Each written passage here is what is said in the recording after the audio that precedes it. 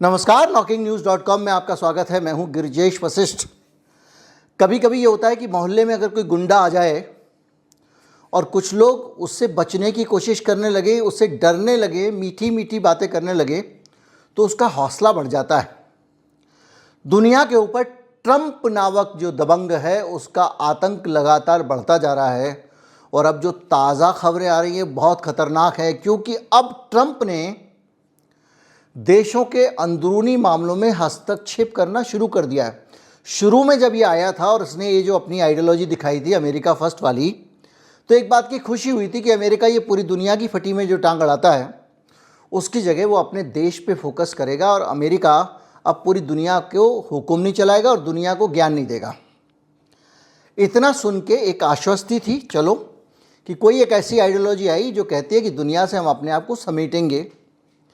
लेकिन ट्रंप का सीन तो समझ में ही नहीं आ रहा है, क्योंकि अब उसने उन देशों के साथ में पंगे लेने शुरू कर दिए हैं जिनके साथ में वो अभी अभी अच्छा दिखाई दे रहा था। बात करते हैं हमारे अपने भारत से। भारत को ट्रंप ने एक नया टेंशन दे दिया है। पहले उसने रेसिप्रोकल टैरिफ लगाने की बात की, बदले की भावना से टैरिफ लगाने की बात की। उसके बाद जैसे गुंडे के आगे आप झुकते हैं, हमारी सरकार ने कहा कि नहीं, हम आपके साथ में नया एडजस्टमेंट कर रहे हैं, हम उसके हिसाब से अपने यहाँ टैरिफ को पूरा बदल रहे हैं। कई चीज़ों के ऊपर टैक्स बंद कर दिया गया, कुछ खास तरह की शराबों पे, चमड़े पे, बहुत सारी चीज़ों पे जो हमारे इंपोर्ट ड्यूटी लगती थी उसको कम कर दिया गया। और ये माना गया कि भाई सरकार ने कहा हम धीरे धीरे और भी कम कर देंगे, बजट में भी कम कर दिया, हार्ले डेविडसन पे भी कम कर दिया। ये सारी चीज़ें मैं आपको बताता रहा हूँ। बैटरी पे कम कर दिया, यानी वहाँ से जो दूसरी जो इंटरनेशनल कंपनियां हैं, सरकार इतनी झुक गई कि उसने जो वहाँ से जीवन रक्षक दवाएं आती थीं, यानी कैंसर की दवाएं ख़ास तौर पे, उस पर ड्यूटी कम कर दी। अमेरिका की कंपनियां इस ड्यूटी को कम करना चाहती थीं ताकि उनकी दवा ज़्यादा से ज़्यादा बिके। Pfizer, Moderna, Johnson and Johnson, Bristol Myers Squibb, इन सारी कंपनियों के लिए भारत सरकार ने तुरंत दिल खोल दिया। फार्मा लॉबी आओ हमारे सर पे बैठ जाओ। क्यों? क्योंकि ये कस्टम ड्यूटी खत्म कर दी गई और इसलिए कर दी गई कि ट्रंप खुश होगा, शाबाशी देगा। इलेक्ट्रॉनिक और सेमीकंडक्टर पे, जैसे मोबाइल फ़ोन की बैटरी, ओपन सेल कंपोनेंट वगैरह पे कस्टम ड्यूटी घटा दी गई। यानी ये सब जो माल लाएंगे एप्पल हिंदुस्तान में, Apple, Qualcomm, Texas Instrument, Intel, Micron Technology, इन सब लोगों को सस्ते में माल मिल जाए, इसके लिए एक्साइज ड्यूटी घटा दी गई। ट्रंप भी खुश रहेंगे। ईवी जो होती है उसकी बैटरियां, ताकि टेस्ला, फोर्ड, जनरल मोटर्स को भारत के ईवी मार्केट में एंट्री करने में आसानी हो। पूरी तरह से सेमीकंडक्टर और मिनरल्स, इसके मामले में भी सरकार ने ड्यूटी हटा दी और इसका फ़ायदा भी क्वालकॉम जैसी अमेरिकी कंपनियों को पहुंच सकता है।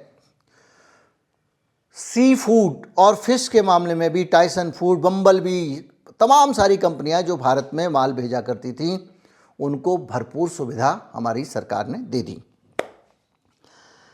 और ब्लू लेदर होता है, एक ब्लू लेदर ऐसा होता है कि चमड़ा उतारा, ट्रीट किया और गीला का गीला जो है वो भेज दिया जाता है, उसको सुखाया नहीं जाता।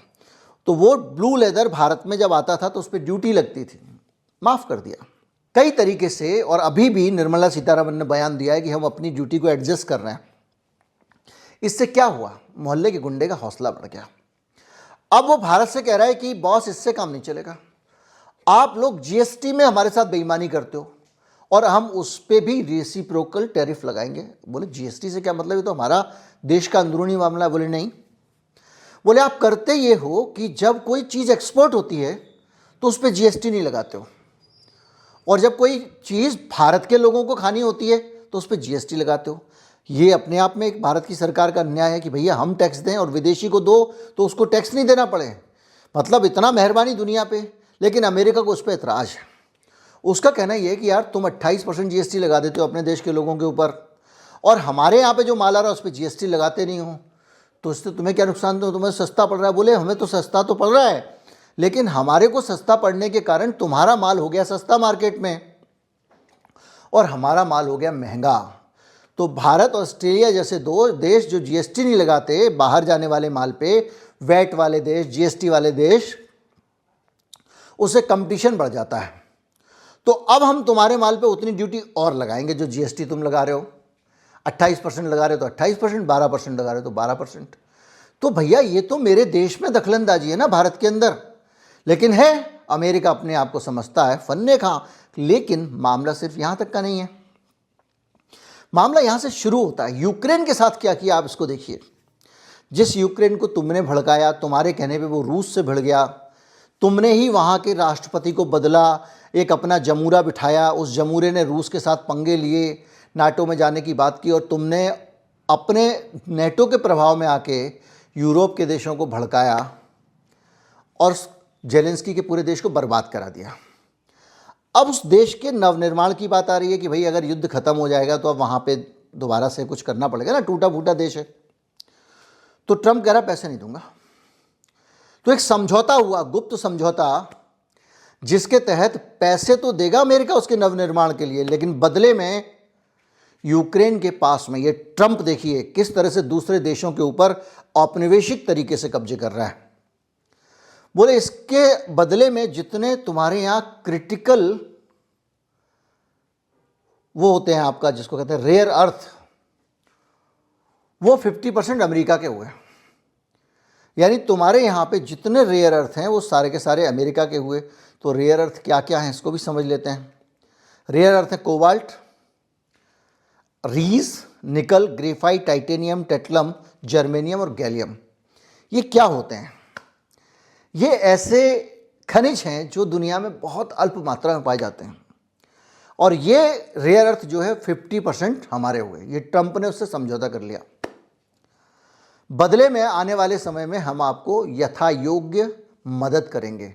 यानी आज 50% माल तुम्हारा हमारा, और बाद में हम तुम्हारी मदद करेंगे। कितनी करते हैं, क्या करते हैं, करते नहीं करते हैं अलग बात है, लेकिन पूरे यूक्रेन के आधे रेयर अर्थ को ढक लिया। मैंने आपको बताया था कि जर्मेनियम और गैलियम ऐसे रेयर अर्थ हैं जिसके एक्सपोर्ट पे चीन ने रोक लगा दी है, और वो अमेरिका को फूक फूक कर नाप नाप के देता है, ताकि अमेरिका जरा भ्रुकुटी टेढ़ी करे तो उसको सबक सिखाया जा सके।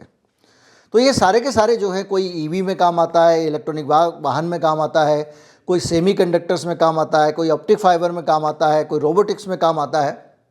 यानी ये टेक्नोलॉजी के हिसाब से सारे रेयर अर्थ बहुत इंपॉर्टेंट हैं। मैं एक टेबल लगा दूंगा ताकि आपको समझने में आसानी हो कि कौन सा किस काम आता है। तो आपने यूक्रेन को डरा धमका कर उसके देश की आधी प्राकृतिक संपदा अपने नाम लिखवा ली, और सिर्फ लिखवाई नहीं है, अब अगर यूक्रेन भी उन रेयर अर्थ को अपने लिए इस्तेमाल करेगा तो 50% पैसा अमेरिका को देना पड़ेगा। अगर यूक्रेन किसी देश को इनमें से कोई भी खनिज एक्सपोर्ट करता है तो 50% पैसा वहाँ देना पड़ेगा। अभी इसमें और भी कैच है। कैच ये है कि जिन इलाकों में सबसे ज़्यादा रेयर अर्थ उगते हैं, पाए जाते हैं, वहाँ पर उगते नहीं मतलब ज़मीन के अंदर पाए जाते हैं, खनिज है ये, तो वो इलाके पूर्वी हिस्से में यूक्रेन के उन 2 इलाकों में है जिनको रूस ने कब्जा कर रखा है। यानी वो पहले ही रूस के पास में है। और तो और अभी जब समझौता हो रहा है तो ट्रंप कह रहा है कि भाई ऐसा है, जहां जो है वहीं रुक जाएगा। यानी रूस ने जितना कब्जा कर लिया वो रूस का हो गया। यानी वो रेयर अर्थ तो हो गए रूस के, और उनको बेच कौन रहा है? यूक्रेन। बेच नहीं रहा है, सहायता के बदले में जबरन लिखवा लिया गया उससे। वहां छोड़ दीजिए। परंपरागत ढंग से संयुक्त राष्ट्र का प्रस्ताव पारित हुआ। अमेरिका ने बाकायदा अपने देश की तरफ से ताइवान को कहा कि ये चीन का अभिन्न अंग है। 1 चाइना पॉलिसी, यानी चीन एक है, 2 चीन नहीं है। ताइवान वाले अपने आप को चीन मानते हैं, वो कहते हैं हम ही असली चीन है। अब जो ट्रंप के आने के बाद जो बदलाव हुए हैं, उसके बाद वो कहने लगे हैं कि ताइवान के लोगों को स्वतंत्रता का अधिकार है। यानी चीन के मामले में भी हस्तक्षेप, भारत के मामले में हस्तक्षेप, ऑस्ट्रेलिया के मामले में हस्तक्षेप। दिक्कत यह है कि पहले अमेरिका जब हस्तक्षेप करता था तो सोफिस्टिकेटेड तरीके से करता था, और ये मसल फ्लेक्सिंग करके आपको ऐसी पावर दिखा के और हम तो बॉस है करना पड़ेगा टाइप का तरीका अपना रहा है। अमेरिका के अंदर भी इनका बहुत सारा विरोध है। कुल मिला के जिस तरह से ट्रंप ने पूरा का पूरा संसार रच दिया है, वो एक ऐसी सिचुएशन आ गई है जिसमें दुनिया न सह पा रही है न कह पा रही है। खुद उनके सीनेट को नहीं मान रहे हैं, उनके हाउस को नहीं मान रहे हैं, सारे संविधान के नियम तोड़ दिए हैं। 2, 4, 5 लोग जो पीटर टील और उसके अनुयायी हैं, उनका पूरे अमेरिका पे राज चल रहा है। एक के बाद एक सवाल सारी आवाज़ें उठ रही हैं, लेकिन सबसे दुर्भाग्य की बात यह है कि ऐसे आदमी के हाथ में अमेरिका जैसे देश की पावर आ गई है, और ये पावर आने के बाद अमेरिका के अंदर किस तरह के चेंज आए, इस पर एक मेगा एपिसोड बनाया मैंने। आज या कल सुबह या कल तक मैं आपको दे दूंगा। नमस्कार, जय हिंद।